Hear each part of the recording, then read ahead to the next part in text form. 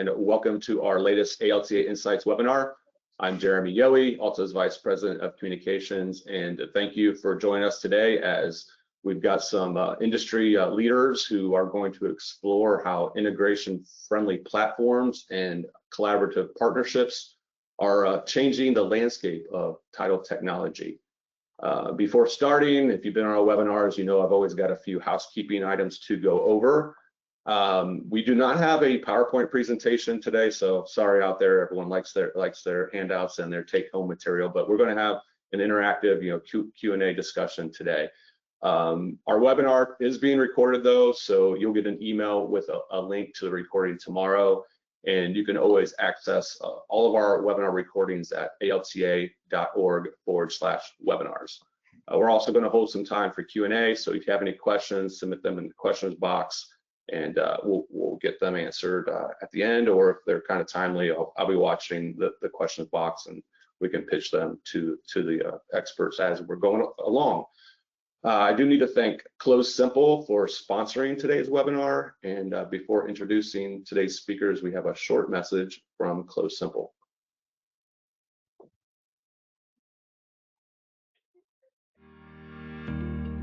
At Close Simple, we believe that customer experience, fraud prevention, and payments should all live in one simple solution. And everything that we do carries your brand, not ours. So when we talk about customer experience, we talk about our emails, text messages, and pizza tracker for title. We believe if you can track your $15 Domino's order, you should be able to track your $500,000 home purchase from the day you open that file to when the final policies are issued. When we talk about customer experience, we're talking about our secure portal, one place for your buyers, sellers, realtors, and lenders to go to share information, to e-sign documents, to complete tasks. And that's also where our fraud solution lives. If you're interested in consolidating your vendors and bringing all of your solutions under one brand, yours, I hope you book a demo today.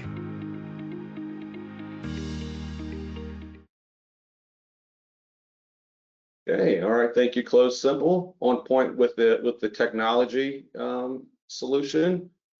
With that out of the way, let me introduce today's speakers. Joining us, we have a couple of industry experts from Kansas-based Security First Title. First, we have David Armagast. David is president of Security First Title, and he has nearly 40 years of title industry experience. And also joining us from the title company, we have Craig Burns. He is CEO of Security First Title, and looks like he trumps David's years of experience. He has almost 45 years of industry experience. Wow. And we won't mention the Patrick Mahomes thing behind you yet. And also joining us, we have John Fryer Jr.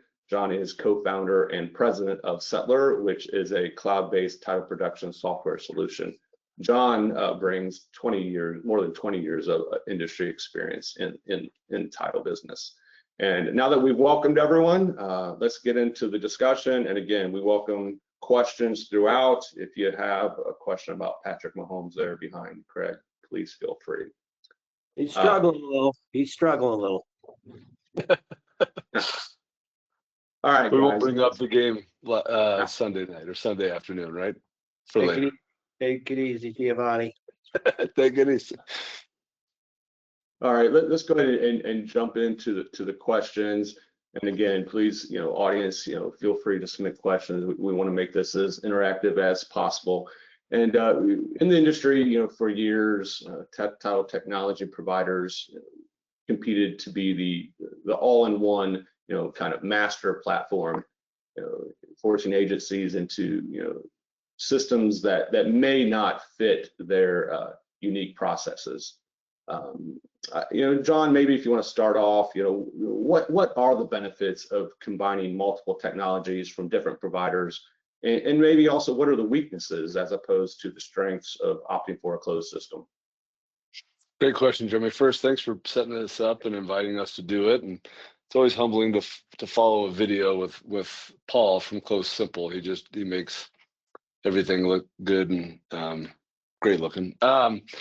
First, to start with, kind of your question about this kind of master platform and why things were that way, or maybe that's where things were evolving from. I think initially it was just that was a necessity. When you go back to the kind of the advent of software and these broader applications, it was time intensive and very costly to build these things, and so you needed to build a platform that was ideally all encompassing and doing all the features and functionality that folks needed. So it was really necessity that drove that. And I think in recent years, and that whether you're going back a decade or 2 decades, really with the advent of the cloud and the expansion of software as an industry, have you seen a lot more companies, solutions, softwares come up that have given the opportunity to get away from this kind of master platform that, kind of rules them all, to ones where you can, there's a lot more choices. And then now the next evolution is how do you kind of interlock and intertwine all those different solutions together. So I think that's kind of where things have evolved from kind of the legacy perspective. I think the word we hear a lot today, and curious what Craig or David think, is interoperability. So all these things that have now tied together without folks having to jump around as much. Yeah, Craig, David, you've been, as we said, in the industry several decades. Thoughts on how you've seen title production systems and technology in the industry evolve over your time? Well, I'll start. When I first started as a delivery person for a title company in Wichita, the primarily people use typewriters, and I remember when we started transitioning away from typewriters to word processing and computers, and we actually had people retire because they were not going to use anything but their typewriter, and some people were very reluctant to get rid of those. So we start there, and then we move through. A fax machine showed up, and nobody thought that made any sense because, well, both parties had to have a fax machine, and that's stupid. And then you just see the continual transition of technology for years and years, and then your one-stop shop, if you will, software companies or providers gave you something you didn't have before. Access to forms, easy. You could get your work done. We didn't really realize how inefficient we were in that process until options started becoming available. So I think, and then, there's probably some things this will apply to and some other questions today, but I mean, really, the consumer is driving decisions that we make, and, cell phones and social media and the way in which people communicate, like right now, the joke was a while back was we thought we were going to have to install a drive-through at our one of our locations where they could, on one end they could order the title work and they expected to have it when they drove around the building. So things have changed so dramatically, and that's the challenge of keeping up with what the consumer wants. I agree with David on that. The kind of the advent and the increased presence and voice of the consumer or user, both a consumer in a transaction, but also of the title company employee and user. I think both of them have a greater voice than ever before, and that's driving a lot of the decisions that both technology vendors as well as agencies and title companies have to decide on. Yep, the collaboration of really understand what our customer wants and what their need is and how to make it more efficient.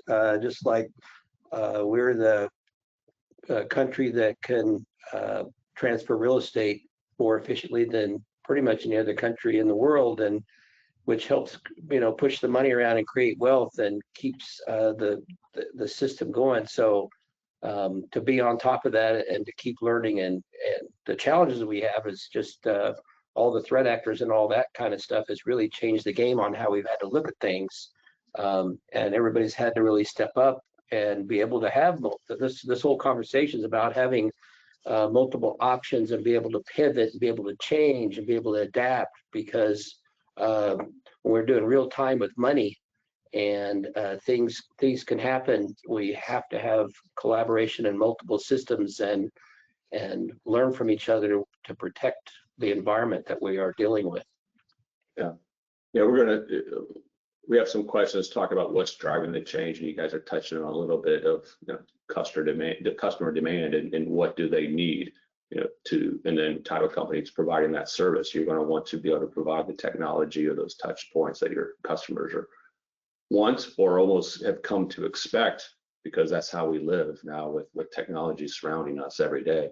And had a comment come in, David, from your drive-through analogy. So Larry Winslow liked that, and it's kind of interesting. You come up, you got the speaker, you place your order, you drive around, you get your title policy, and now your home's protected, right? Yeah, I mean, can't you envision a caricature of Bernsey with a funny hat on, and you could talk into Bernsey, and then yeah, a little bit like that, and then you come around to the side, and you get your title work and a barbecue sandwich. Perfect. Well, this question, maybe for you, David and Craig, from the agency perspective of, how do you go about evaluating and then making the decision between a closed system or using multiple different technologies? Well, okay, well, we were in what was a closed system for a very long time, several different versions of it. And as as it became harder and harder for us to be flexible when it came to market conditions, if we saw a tremendous increase in volume in a short amount of time, our solution was we would start hiring, and we would about get those people trained when the market went back down. So it was a very inefficient, very expensive way of going about it. So, looking at any process that you have when you're trying to get your work out, and you start looking at things like, well, why are we having to take time to input information and then jump over here and re-input that information, and it's not efficient.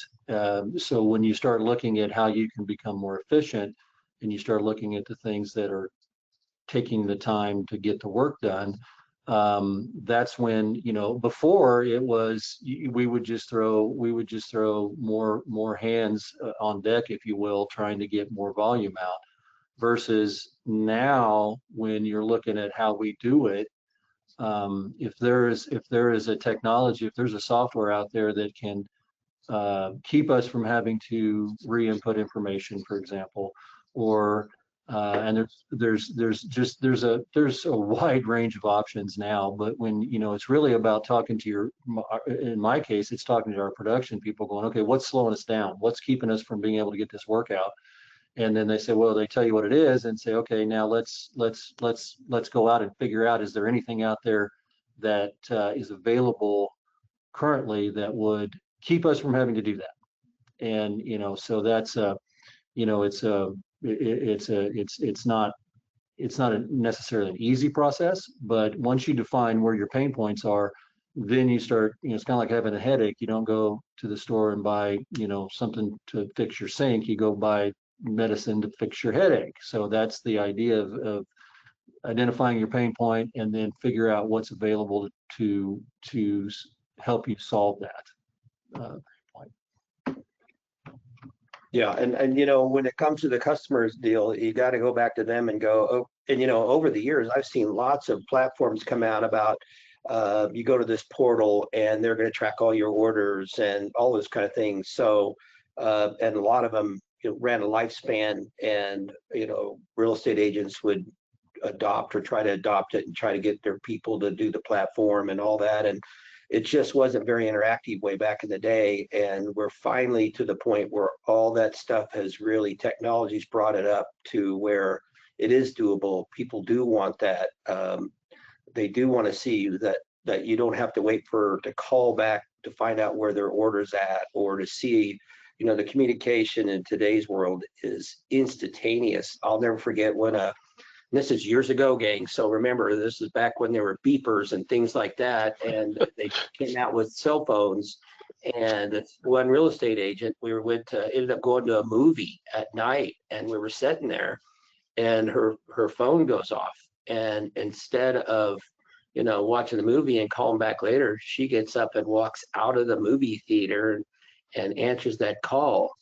And was like, oh my, aha moment for me, that the customer expects that now. They don't, they want it now. And the generation today is, we have to continue to figure out how to produce it now and to get the work out. So the customer's driving all this change that we're doing. So yeah, let's get to that real quick. Dig in a little bit more on that customer change. Is it the end consumer, the home buyer, the people who are buying homes, refinancing, that we're trying to meet the needs of, or is it a blend? Is it also what the realtors and the lenders and the builders are wanting from their title providers, title partners? They're competing, the real estate agents, with other real estate agents. So they're trying to differentiate themselves. So the more information they can get to that consumer, and the young consumer today, they expect a high level of service. I mean, they use DoorDash and they use all these technologies just to get their food anymore. So they expect it. It's not an option. Yeah. Well, and I think the agents, that was a little bit of a challenge, because there were so many real estate agents who were, let's call them old school agents, old school. We had agents that didn't want us to email them. That tells you how we're talking about, where that's just not technology they were comfortable with. But over time, as you start seeing the younger generations get into the industry, it's the same with the consumer. There's a higher level of expectation, and Craig's exactly right. They want access to the information. They want to be able to be in front of whatever's going on. And if we're not giving them that access, if they're not able to give that, then they're going to go find somebody that can. And that's just the bottom line. Yeah, and they have multiple ways they want their information. They have someone at text, someone at email, someone through other sources. So they want it the way they want it. So you have to have multiple platforms to be able to deliver that. I think that's right. And ultimately, the consumer views the title company or title and escrow teams as an extension of the listing agent or the buyer's agent, right, at the end of the day. And we know that's where we get the referrals from, as folks in the title industry. And so if the consumer doesn't feel like they've been met where they want to be, to your point, Bernsey, whether I want via phone, via text, via email, want to log into a portal, all of this sort of stuff, ultimately they're going to hold the real estate agent to account for that. And then the real estate agent will turn around and hold the title company or escrow team to account for that. So I think that's where at the end of the day, the consumer is driving more than they ever have before in their expectations. And that's also from a technology standpoint. And also really to your comment about the movie theater, it's always on. Like, so do you always have access? Do they have access, both consumer directly or consumer through their agent, access to information on the transaction, on the file, to their documents? They want to know what's going on because they've come to expect that in everything else they do. I mean, you order a pizza from Domino's, whether it's in the oven, in the car, or where it's at. So now you're talking about a $500,000 home. They're going to have the same, if not more, expectations to know what's going on every minute. Yeah, like that pizza tracker that Paul mentioned. So, John, what are vendors, actually working? How are the vendors actually working together to serve mutual customers more effectively?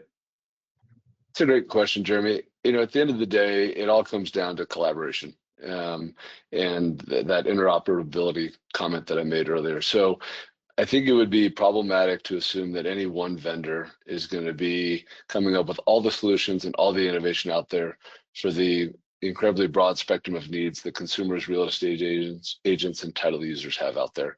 And so the key is, how do you partner between a lot of these vendors and partners that are coming up with new solutions, and making sure that you're able to provide a best-in-class experience, suite of services and technologies through a efficient, well-designed user experience. And that's both for the title company user and the consumer or real estate agent user. So at the end of the day, if you provide a great experience to the consumer that's able to get via text, email, phone call, portal, all this stuff, but on the back end, you've got to do it manually. If it's a hamster running on a wheel, the type of company is going to burn out their employees. And I know that's something that Bernsey and David are very mindful of. Yeah, you got to provide a great experience to the customer and the consumer, but not at the sake of burning out your user. And so you've got to kind of provide that great solution on both ends. Would you guys agree? Oh, absolutely. I think, one of the things that is where most of us, everyone on this is probably it's similar. We've built these companies, or we're part of these companies that are successful because we have really, really good relationships with customers and with our communities. We're very active. Well, what has happened with the change, the stack of documents that used to need to be signed as a closer back when I was doing closings, thank goodness it was like a quarter of an inch. Now sometimes we're in the inches of the things that have to happen, and so the process and what we have to do has changed so dramatically that it was so labor intensive that, as John, to his point, we were literally burning our people out. It was so hard to keep up with it. And what they can't do at that point is they can't give that great differentiating service to our people and continue to establish those relationships. I think what's most exciting about working in this direction is it's not about replacing people with automation as much as it's replacing the time they're spending inputting information and working on a file and allowing them to have that communication, whether it be verbal or however they're communicating with our customers, have that access to them. There's nothing more frustrating than when you call somebody and they don't answer, and then they don't call you back. You're going to go look for somebody else. So the more we can do to free up our experts to have that time to answer that phone call, or spend a few minutes talking to the buyers and sellers, or the real estate agents or lenders or whomever is part of the transaction, the more we can allow that to happen, the stronger those relationships become, and the more key it is to us to remain safe. And Craig's going to tell you that I'm not in sales. He's going to tell you that I don't really get sales. I'm in sales every day.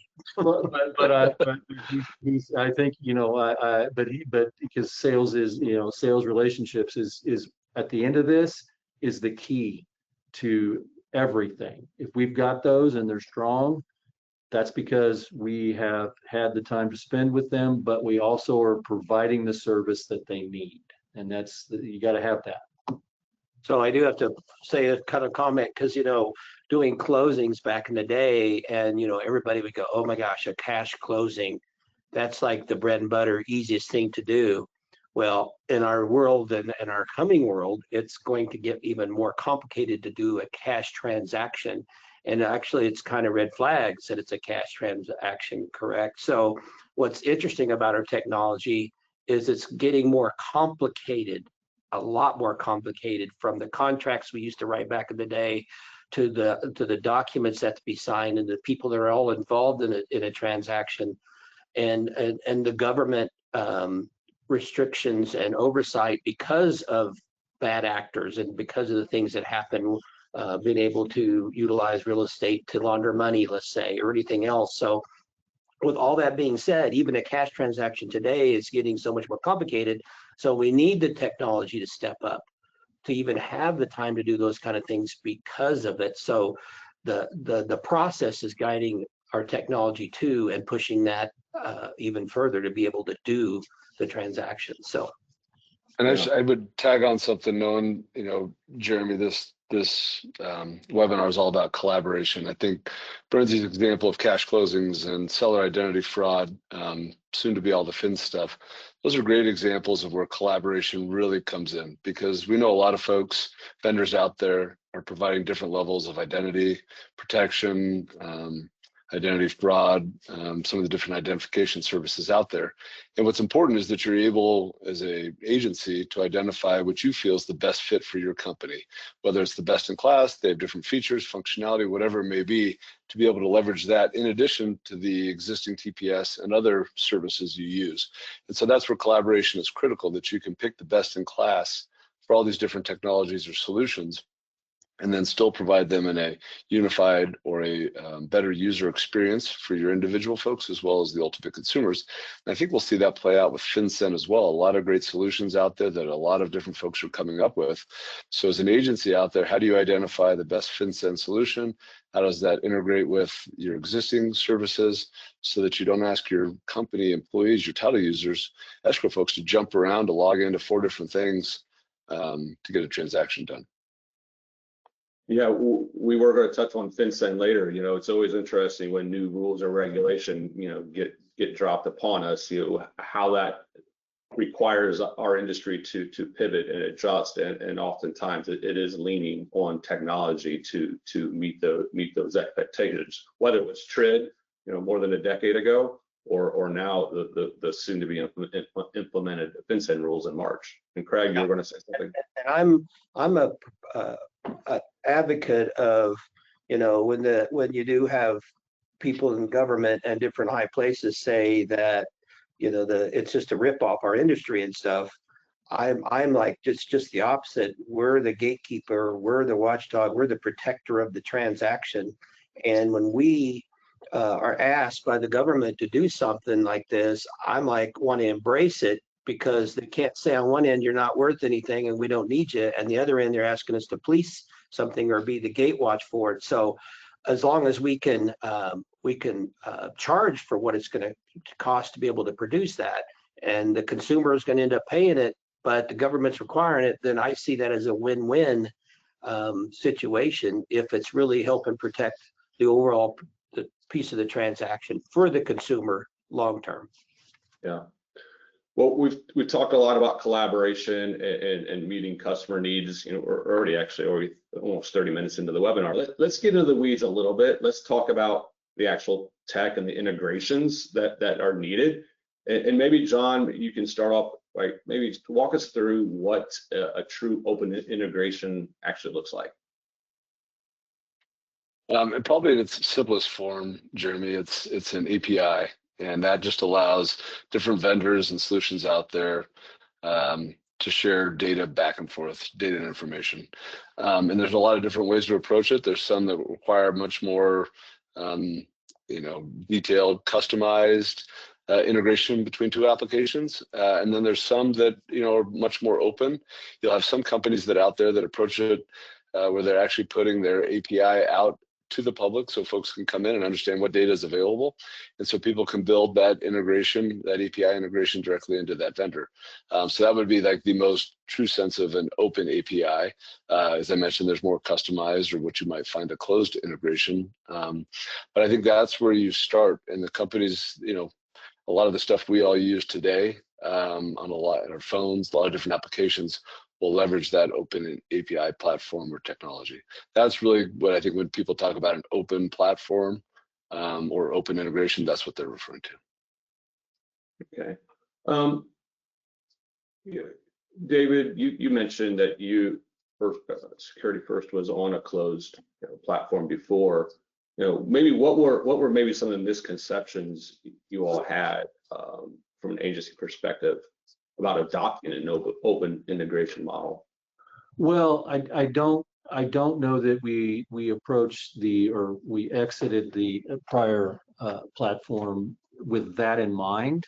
I think it was really more about what our experience was, that the technology and the way in which the platform worked really required us to do a lot of what had become the talking phrase, the workaround, which became almost its own department in terms of trying to figure out how the industry, again, what the needs of the customer were, what they were wanting, and anything that we needed always seemed to need to. It was always a customization. They had to make those changes. The provider had to make those changes. We were in a pipeline of when we could get to it, and then we would have to pay whatever it was going to cost to get that done.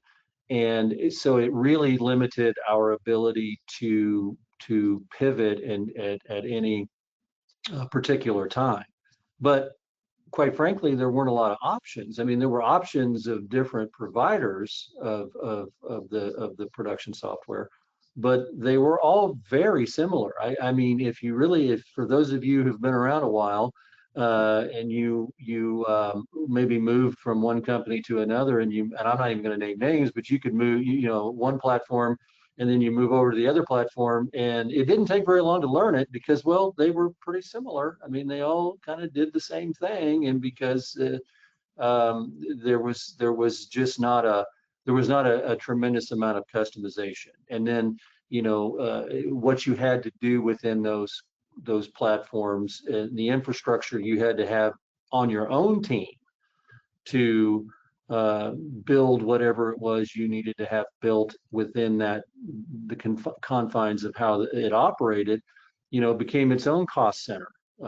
So just one thing after another, and again, I go back to this, but it was just the way it worked was, yeah, we could look at doing this, whatever it was we wanted to do, but it was going to cost this amount of money and it was going to take this amount of time, and neither of which were attractive. We would tend to go, okay, well, we're just going to have to hire more people. I go back to that, but it's just a cycle that you get into, that if you continue to operate that way, you're going to be in that cycle forever and you're going to get left behind. So from our perspective, it was more about, okay, now we need to start looking at what we can use that's going to give us more freedom. It's going to give us the ability to pivot quicker than we currently were able to pivot. So that's what drove us, and I suspect that's what drives most people, most companies, into looking at that type of. Well, and don't forget the costs, David. Well, I don't forget the cost. That's kind of my job. I mean, but that is a piece of how we pick vendors. Is Well, it used to be, it was a pretty simple process. What's it cost to buy the licenses? What does it cost to renew those on an annual basis? And you had a cost. And sometimes you had the opportunity to customize some things, and there was a roadmap, and you did all those things. But when you were looking at options, there was a big number. It was a really, really big number. And then the other thing, and I should not talk about technology infrastructure, because you want to talk about a spreadsheet, you want to talk about accounting, taxes, I'm ready. But if you want to do that, I shouldn't do it, but I'm going to go there for a second anyway. And I know Craig's probably going to talk about this in a little more detail here in a little bit, but the system we were using, it was inside of our data center, and that is an incredibly expensive proposition. It was awesome at the time we went in that direction because that was the best option we had. The cloud-based versions did not exist, so we went in that direction. But the infrastructure you have to have in place for having that system inside, that program running inside your own system, is very expensive. And I didn't realize this, but there's a lifespan to those data centers. And I went through that a couple times, and just I was like, well, we could buy 3 companies for what we're spending on our data center. Yeah, I didn't forget about the cost, Craig. I do remember. Yeah. Well, Craig, David said, or both of you mentioned, you brought up cost, but what are maybe some other top questions a title agency should be thinking about, for integration capabilities? Well, one of my biggest, and I will never not make this number one, is redundancy systems. And it goes clear back to, when we had a ransomware incident, and we have incredible people in our company. It was the most devastating time when you think that you've got a backup and redundancy system that the threat actors were able to penetrate, and you start out telling them basically to go fly a kite. That wasn't my words, but and then you end up finding out that they have you, and you have to try to figure out how to make all that work, and you can't operate. So the key isn't like a lot of people say, if you own a computer, you can be hacked. I don't care who you are. We know everybody can be hacked. So it's really about how you can keep taking care of your customers and continue to move forward, and even clear down to your wiring systems with your bank. If you're using one bank, you're nuts. You should have another option, and make sure that their vendors are not the same. So if their wiring vendor goes down, that you have another option for that. So it goes all the way through the systems, that you have separate phone systems. And we are very blessed to have really invested a lot of time and energy in some great people in our technology world. We actually just had a couple of weeks ago in our main location, we had a fire incident, and we tested it real time, and it worked. That we had to jump on propane and switch systems. But I can't, if I have to take one thing you take away from this, if you do not have redundancy systems from everything you have, to where if it went down or it was compromised, you were able to start up and you checked it and able to go further, and maybe 2 or 3 redundant systems. That's what I would invest in out of all this stuff, is making sure you've got that, because we went through it, gang. And if anybody wants to call us offline or have us talk to you about it, we'll share it to the world, because it is the most insane, devastating thing that you would never want happen to anybody. So, all right, good thoughts there, John. How about from your perspective? What are, when you're talking with agents, what are they asking you, or what should they be asking you? That's a great question, Jeremy. I would wholeheartedly agree with Craig on that, on the redundancy side, and probably lump in general security, right? Do you have redundant options in the different services, vendors that you work with, whether it's the TPS or someone providing a specific service? So what is the redundancy to that? And I will just say, and Craig kind of touched on it, there's a double-edged sword to the, whether it's the cloud and the redundancy out there. If people remember, I think it was 6-9 months ago, there was a company, I think it was called CloudStrike, that went down, that ran parts of the internet. And all of a sudden, Delta Airlines was down, and, Amazon and Google. So now you have these vendors that are in there in the plumbing and the infrastructure of the internet. And so it's the double-edged sword of that redundancy. And so knowing that you've got the players or the vendors you're working with have the providers and the players that can provide that redundancy. So I think that's huge. 2, I think a big thing, and this gets to something that David touched on, is just the financial piece. Do you really understand, where companies are making their money? Is it based on a license fee per month, per year? Is it a per click? Are they charging other vendors for stuff? So what is the model, and really understanding the detail there. And I think the other big thing is just who has access to the data, who owns the data, what rights do you have with the data? And that's, there's several parts of it. There's the NPPI, so the non-public personal information out there, which would be social security numbers, addresses. It's pretty broad for the consumers. Then you certainly have your information, your title plan, stuff that, as an agency you put in there. And then you certainly have the transactional information, and all those things overlap. And so at the end of the day, who owns that data? What can they do with it? What can you do it? Can it be resold? Who gets that money?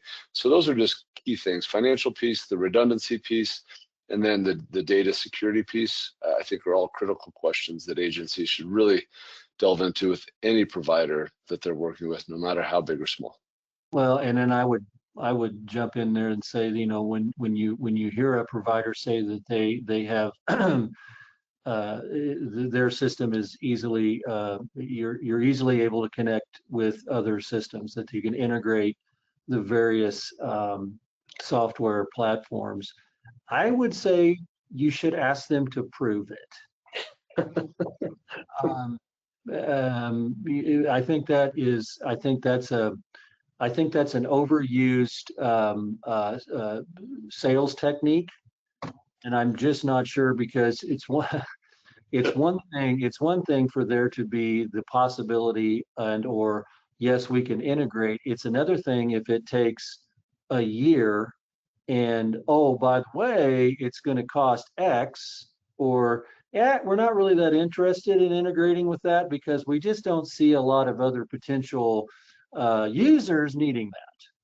So, is it, and John is so much more eloquent and understands it so much better, but essentially the API, the open API versus the not, I think seems to be, as I'm becoming more educated, seems to be one of the critical pieces. And the transparency there, David, I would just highlight, right? Which is when you go to do some of those custom integrations, because for whatever reason, if the open API or the open integration isn't an option, the really transparency, someone's going to pay for it. So is the vendor going to pay for that? If it's a TPS or someone else, are they going to pay for it? Are you going to pay for it? Is it paid on a per click basis, on an upfront fee to do the development? I mean, all those things are so critical, and I couldn't agree with you more. Asking that question up front, because everyone's got a model and how they do it. You should know going in before it surprises you down the road. And then I'm going, if you pay for it, then does the vendor still have access to go ahead and give it to other people and charge for it? You know what I mean? Because you really paid for the development of it, and then the vendor may still be able to utilize it, but you paid for it. So. Absolutely. David, you touched on it though, getting to, how do you get through the clutter that they're actually truly integration friendly versus just marketing fluff? Well, I mean, there's a couple of ways to do it. One is, are they already, well, are they already integrated? I mean, is this platform, that you're looking at, is it already integrated? Or if it's not integrated, is there a roadmap for that? And let's be clear here. We have people within our organization that actually are really good at working with our software vendors. They are not on this webinar. So I need to be very clear that I'm not going to have all of the answers on how you get through the clutter, but I think it's really going back to one of the earlier questions was, what is it that you're trying to accomplish? What do you need? What's the outcome that you want? And then you look to the resources that you have internally that can do some investigation, and then you reach out to the provider, your current provider, and you start that dialogue. And in our experience, if you're working with the right provider, that dialogue is very, I think the word that's been used today is collaborative. I think there is a sense of urgency. That's something you need to kind of pay attention to, and in terms of with your providers, and that helps you, because if it's going to just not be something that is going to make sense, or it's going to take so long to get it done that you've missed your window of opportunity, you're going to have to start looking for some other options in order to do that. So I would start with, what is it that you want? Because in my experience, well, not this is not completely true, but there's something out there that's going to meet, if not all of the needs you want. They're gonna handle most of those needs, and those providers tend to be very open to listening to, oh, and you wanted to do this. And because they see that as an opportunity, because if we need it to happen, chances are everyone else needs it to happen as well.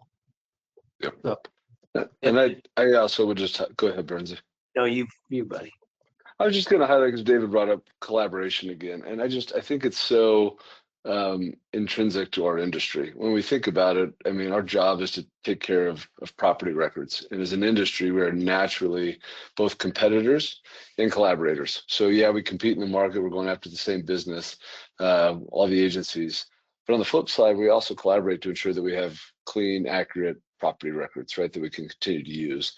And why it should be any different with our technology, I have no idea. I mean, we all want to still collaborate. And so when technology comes out that helps benefit the industry, that puts the industry in a better light with real estate agents and with consumers out there, and a better place to work for title company employees, that's what we want. And that comes about through collaboration and innovation. And a lot of that comes from open collaboration, because at the end of the day, like information and water, it always finds a way. And I think collaboration is the same way. So open is going to win. And how do you then pick partners that focus on that, invest in that, and ultimately bring in the best solutions to your agencies, your company, your users, your customers? Yeah, and I'll even on that too. We've even had some of our competitors call us up and ask us questions about different vendors, and we're very open about that, because we feel like that we're going to learn from them.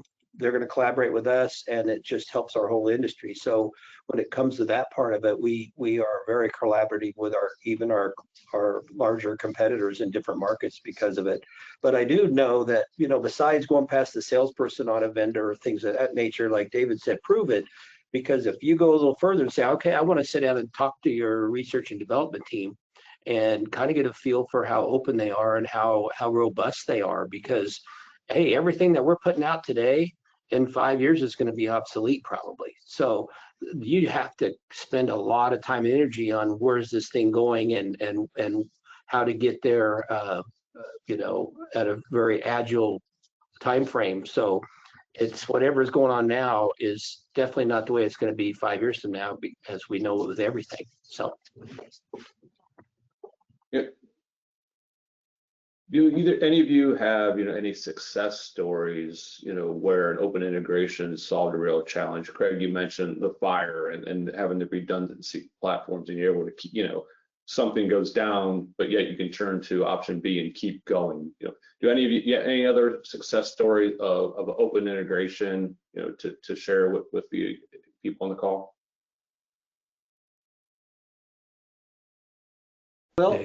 Well, okay, yeah. I mean, where I get a little caught up is when we say open integrate, the open integration. I don't know that it was it's necessarily open, but things that have been game changers for us are just the integrations with our banks and our production software, integrations with our underwriters and the production software, integrations with some our AI types of software that we're moving towards to allow us to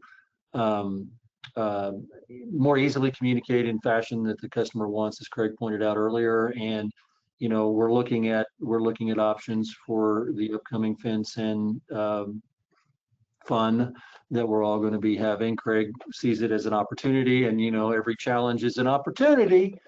But so you can tell I'm a little bitter on the sales side on some of this stuff. But that's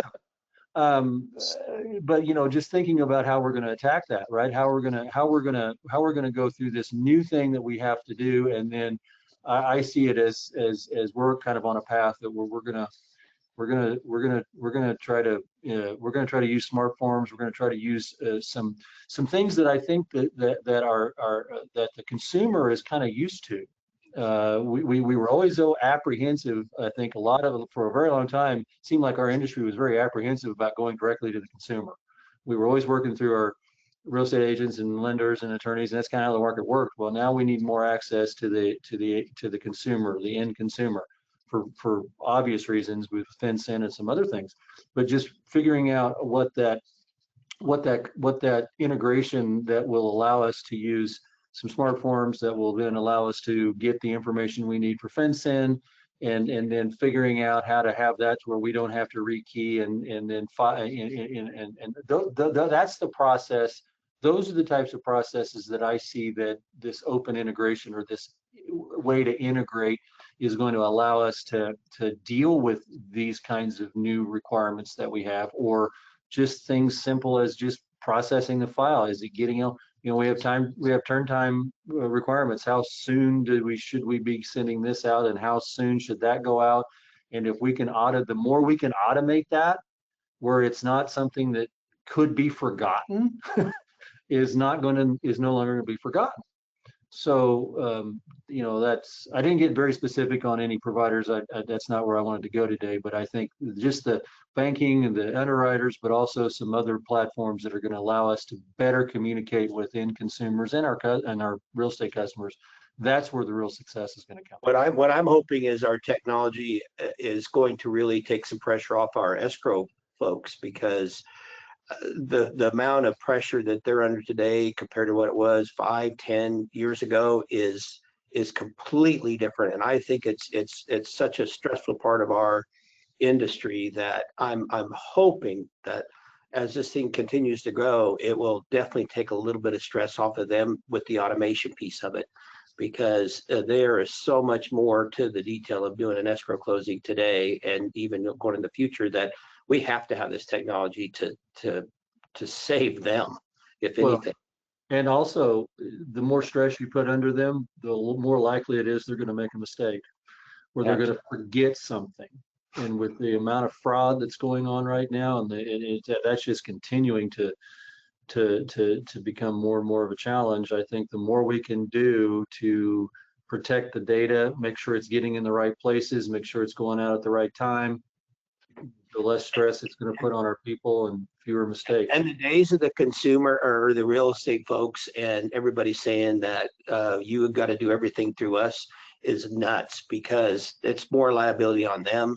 And the integrations and the way the software that communicates, then that takes that opportunity for the middleman to get involved into the process.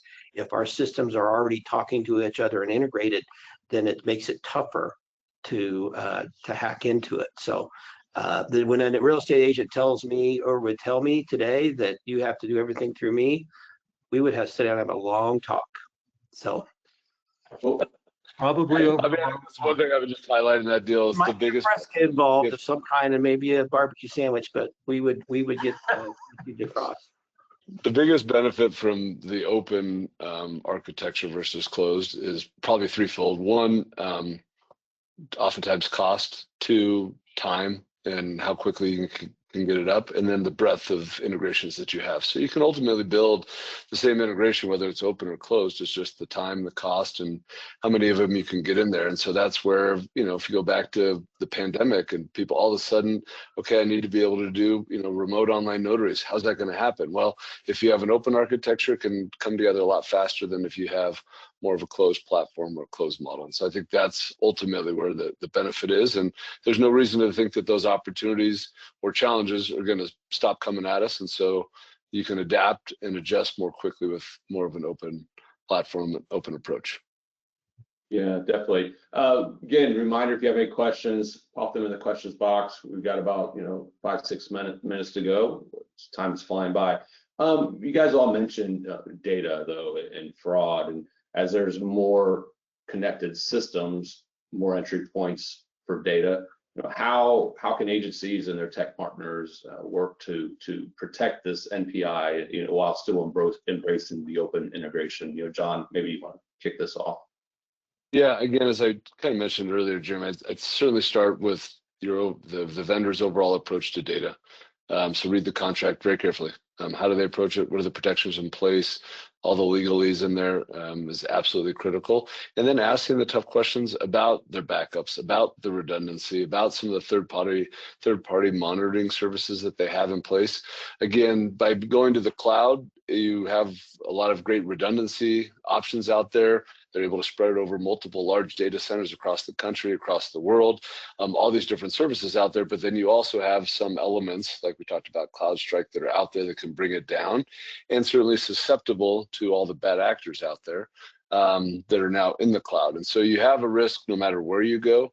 So asking these vendors, all right, what services do you provide to do the monitoring, any sort of proactive detection, getting into pen tests, and a lot of the SOC 1, the SOC 2 audits out there to ensure that you're complying, these vendors are complying with some of the protections and protocols out there. Yeah, it's like following ALTA's best practices as far as what you should be doing to protect NPI. Ask those same questions you would ask yourself. Am I doing this for my operations to meet these requirements? Are my vendors doing the same? Absolutely. Yep. All right. Well, you've all mentioned FinCEN. We have that regulation that got postponed for implementation until March. And its technology is going to play an important role in how agents, comply with the rule and collect the data. And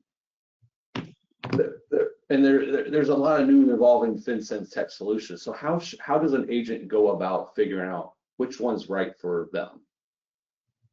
I'll offer something up, and then I'd love to hear David and Burnsy's perspective on it. But ultimately, you're going to have a number of vendors approach solutions from a wide range of perspectives and how they want to control both the user experience on the title user who's out there trying to collect it, and then ultimately the consumer, the end user who you need to collect the information from, and then everything in between.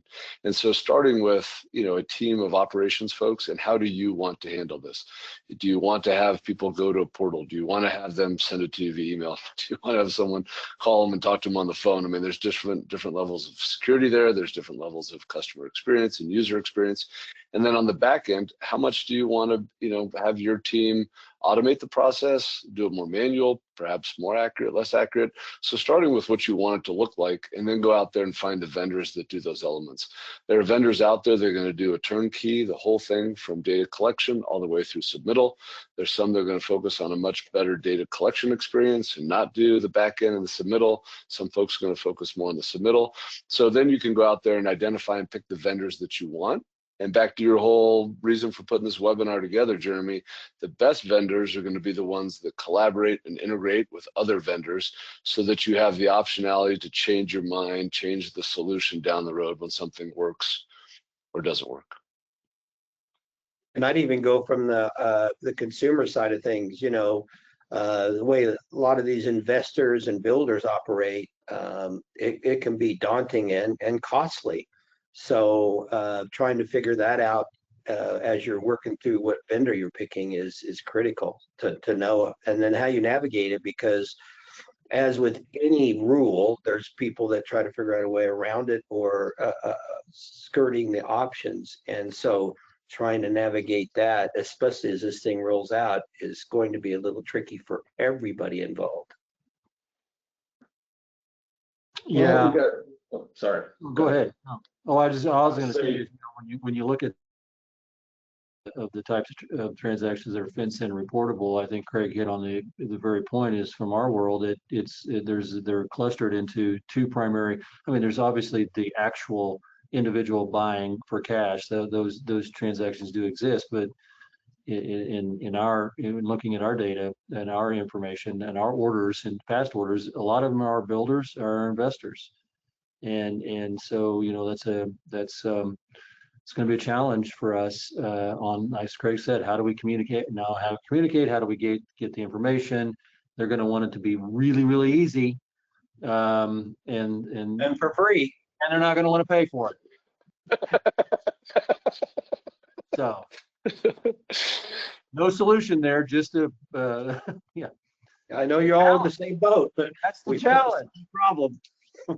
The challenge. All right, we're almost top of the hour. I'd like to get through two more questions. One from the audience about AI software integrations, and it kind of tied it to my question is, what emerging technologies do you see likely to benefit from this open integration ecosystem?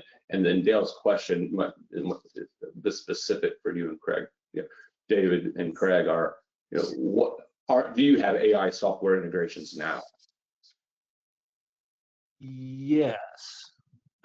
I say it that way because we have software integration that is capable of that to a certain extent. I think AI has so many various definitions to what AI can do, and sometimes it's less AI and it's more about how, whether it's a smart form and how does that smart form, if you collect information on this platform under a smart form, how does that information move into your production software?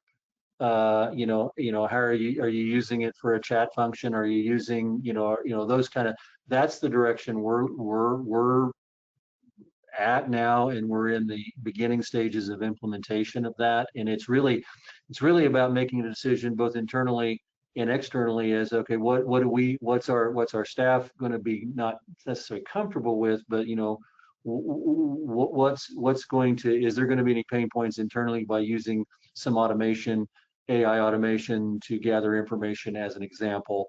And then from the consumer standpoint, from the customer standpoint, are they going to be comfortable because they're used to, some individual contacting them? And are they going to be okay with a chat function? Or are they going to be okay with automated emails coming out or various, things? So yes, we are integrated to that extent, but in terms of implementation, It's just we're at the beginning stages. Yeah, just trying to figure out what the consumer is going to want and how adaptable. So we got to figure out what they're going to. We got to go talk to our consumers too, just to help figure out how we're applying it to our system. Yep. Right. Dale's act, we don't want to talk about specific companies. I'll connect you all after the webinar. He's looking like what AI vendor you are using for to use whatever process you want AI to tackle. All right. One last question, kind of round robin. Want maybe top couple of ideas from each of you. Advice to the agencies on the call looking to build or rebuild their tech stack today. What advice do you have for them? My first one's going to say redundancy. No matter what kind of stack you're building, you better have about 5 stacks. And I'm not kidding. Just like at the poker table, you need stacks. He should have ended the comments, not began them. That's number one.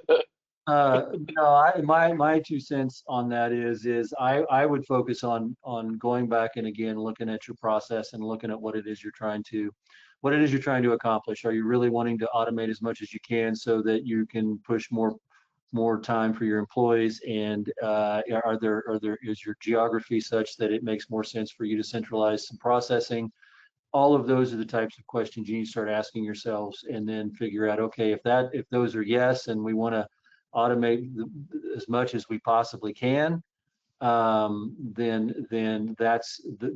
go look for vendors that you can easily integrate with the production software and the various title plants and various other things that you currently have, and the more that's the direction I would go. And I would just piggyback on that is one of the things that helps drive it is finding great people, employees. It's tough to find in some areas and different parts of what we do in our industry. So, and be able to pay them. So I think that's another piece of it. Yeah, that's what I was going to say, Burns. I was going to say the people. I mean, start with the people. So start with the end users, like we talked about, the consumer, the title company employee on the title of the escrow side, escrow accounting side.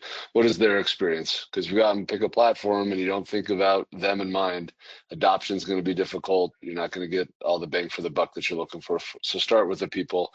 And then, as Craig and David talked about, get to know the vendors, get to know not only the support staff, maybe even meet the developers and the product folks, and then the leaders, because at the end of the day, it's a partnership for the long term. The last thing you want to do is change out vendors at any level, whether it's TPS or some component of it frequently, because it's going to impact your users, your employees, and the customers.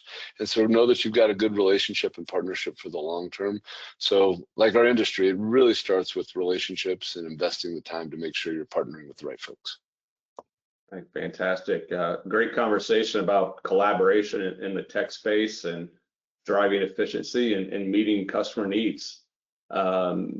Just a reminder, if you missed parts of today's webinar, or if you think others in your office would benefit from listening, a recording of the presentation will be available at alta.org/webinars, and you'll also get an email with a link to the recording tomorrow. John, one final question, Jeremy. That trophy in the background can't be on accident. What is on display back there? I agree. I was thinking the same thing. Is that golf? Oh my! See, I was so focused on. No, I'm not paying attention to that Mahomes thing. What's their record? Like 5-5 or 5-6? It's kind of overbearing, isn't it? So, that's just a co-ed softball trophy. I've actually got quite a few, but my wife. There's a little mic drop. I've got a whole room full of them. I'm golfing here. I don't know. Maybe like Patrick Mahomes and the Kansas City Chiefs. But I guess the question is, will the Chiefs make the playoffs this year? It's like their record. It's 50-50, 5-5. It's actually 51%, but I'm not. We had a great run. We had a great era. Okay, that was a good time in the webinar. Had a good run. I'm going to give you the history, and none of us can handle it again. David's a big Raiders fan, by the way. So I am. All right, but all right, Maria Proctor says, but the Eagles will. So there we go. Yep. All right, we're going to wrap up. We're about 5 minutes after. Again, thank you everyone for joining us. Need to thank Close Simple once again for sponsoring today's webinar. And that will bring us to the conclusion of today's presentation. Take care, everyone. Thanks, Jeremy. Yep, thanks everyone.